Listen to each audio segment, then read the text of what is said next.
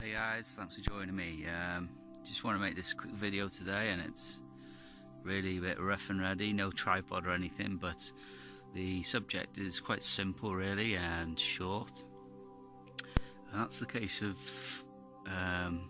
this is a video that I've left out, not on purpose. I mean, just hadn't made a video about this certain thing,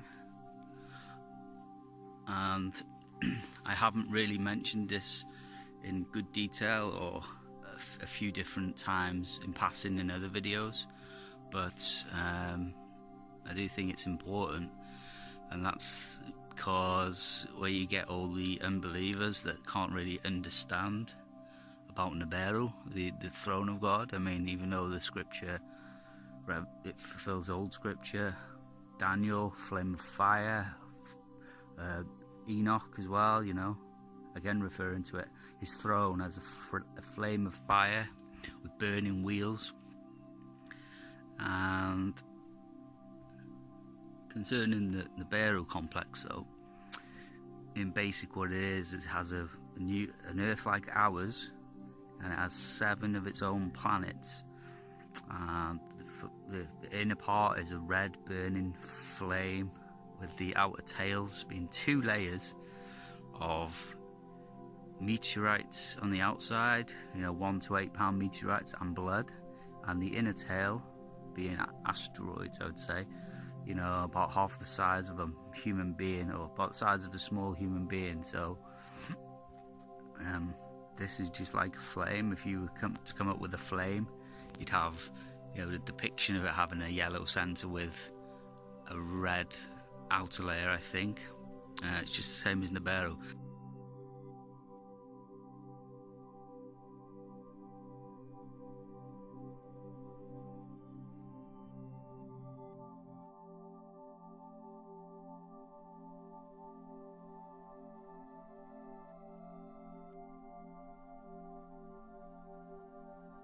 So the prophecy is amazing that Nibiru fulfills. That's concerning the inner part.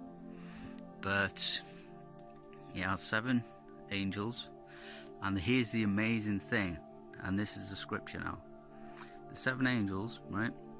The scripture says that you will see the sign of the Son of Man coming in the heavens, power and great glory. Now, the sign of the Son of Man, of course, is not the Son of Man. If you say the sign of Justin, someone will say, well, what's your sign? I don't know, Jay. What is the sign of Christ? You could, or Christianity, let's say, even. Well, the sign of Christ, some may say the fish, but the true sign of Christ is the crucifixion, which he was crucified on. And obviously you'll have different conflicting stories, but what we know as crucifixion is crucifixion.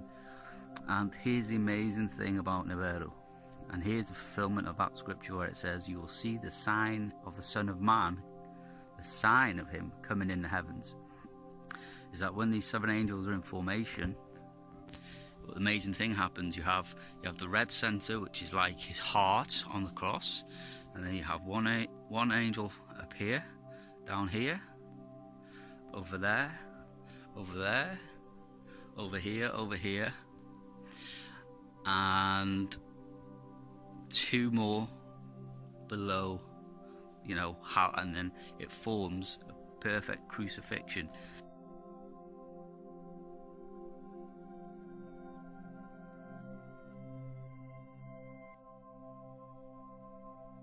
In the heavens. So I believe, I'm not sure whether we'll see this, because lots of things, the Revelation 12 sign, we didn't see that, but we did see that through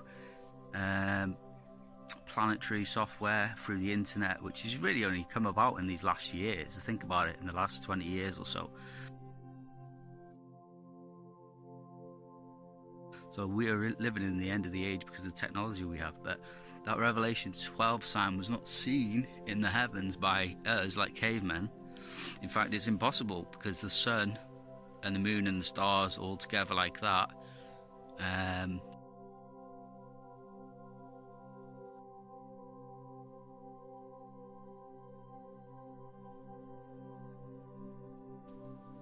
is impossible because the sun blanks the others out. So it's only possible through planetary software that we could see this Revelation 12 sign.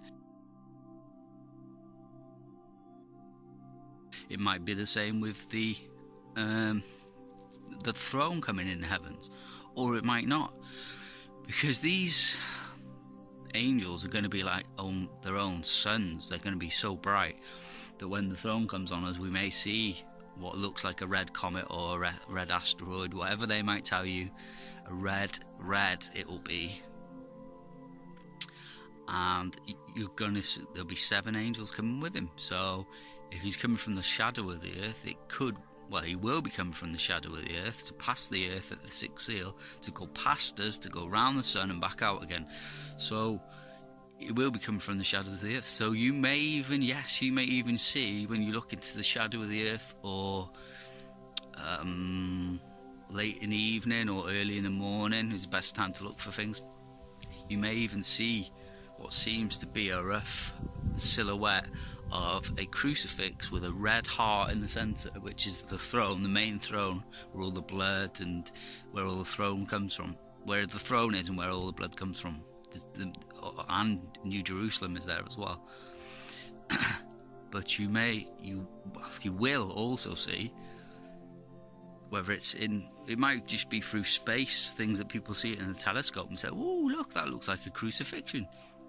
Like there's some of these asteroids that have looked like skulls, and some of these asteroids look like other things, like skulls coming on Halloween asteroids, and it's like crazy. But it might be that you see it through a telescope. It might not be that you see it with your naked eye. But when he's closing in, these 7 angels are going to get bigger and bigger and bigger, and this crucifix is going to get larger and larger to the point that you'd be like connecting the dots, and it will be a crucifixion in the heavens of white with a red centre being the throne. So that's what it means by you'll see the sign of the Son of Man coming in the heavens. But then it also goes on later on to say that the Son of Man will be coming in the heavens. But that sign of the Son of Man is the actual sign, the crucifix. The crucifix. No, I'm not. By the way, when I just did that, I'm not Catholic or nothing. I don't believe in all that Catholic rituals or whatever. But the crucifix is a crucifix. Whether it's Satanists take on the crucifix as a symbol, but they turn it upside down, which is actually the symbol of Antichrist, an upside down crucifix. But Christians use the crucifix as a sign of Christ, basically.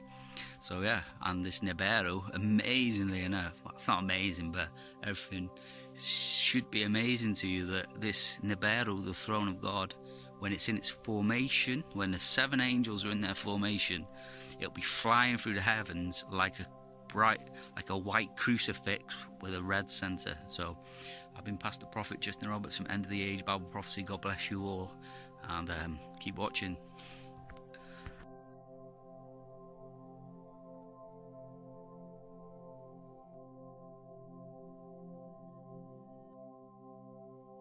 You know how we live in a solar system? We've got 9 planets and a big sun. This thing has got 7 planets and its own sun. But I believe that instead of having dirt on it like our planet does and water, I think this thing is just a big, bright reddish-orange iron ball, because it's giving off all this red iron oxide dust out into the atmosphere. When we thought at first it was just a teeny little red speck of fuzzy red dust in the distance, but over the years as it went by and we watched it, it got bigger and bigger and bigger. And then finally, about 2008, we could see this thing like it was across the street, and we could see that it was a blazing hot ball of fire giving out sparkles of red iron oxide dust for thousands of miles in every direction. And you could see the planet circulating it. Now, I'll tell you one thing that I really am nervous about. I think this thing's got a planet like ours circling it. This is its own solar system. And as you go back into the tail, you get into meteorites that go back for millions of miles in the tail. This thing looks like a giant red teardrop-shaped dust cloud. And you can see once if you're able to see it up close like we did, you can see every speck out there. I guarantee you there's trillions of meteorites following this thing, and then as soon as it flips us upside down, we're going to go into its debris field tail and be pelted with meteorites. And of course in the Bible it says they will, a talon 70 pounds. So if you've got 70-pound meteorites falling like hail, and I can guarantee you they will be falling like hail because there are that many in the tail of this thing. This thing has got a tail loaded with trash. I mean, it's incredible the amount of stuff that's in this thing's tail. And we're going to go right through that tail, and if it doesn't beat everything on the surface of the ground into a flat putty, I don't know what it'll take. I tell everybody, you better be at least 20, 30, 40, 50 feet on the ground and have either concrete or stone above you, because it'll break through the roof or whatever you've got if you don't. It looks to me like a miniature sun, just like the one we have. The only difference is our sun is giving off flames and stuff, and this one's doing the same thing as it, but it's giving off this red iron oxide cloud of dust. It got close, we couldn't even tell what was in there. We could see it was hot, and it looked like it was just a dull red when we were first able to discern it through the red cloud. But as it approached, it started to become more apparent that this thing is just orange hot, because it's sending all of this red iron oxide dust out into space around it. Right. And it's got this enormous, and I mean enormous, at least 50 or 100,000 miles on each side of it, this red dust cloud that goes all the way around it.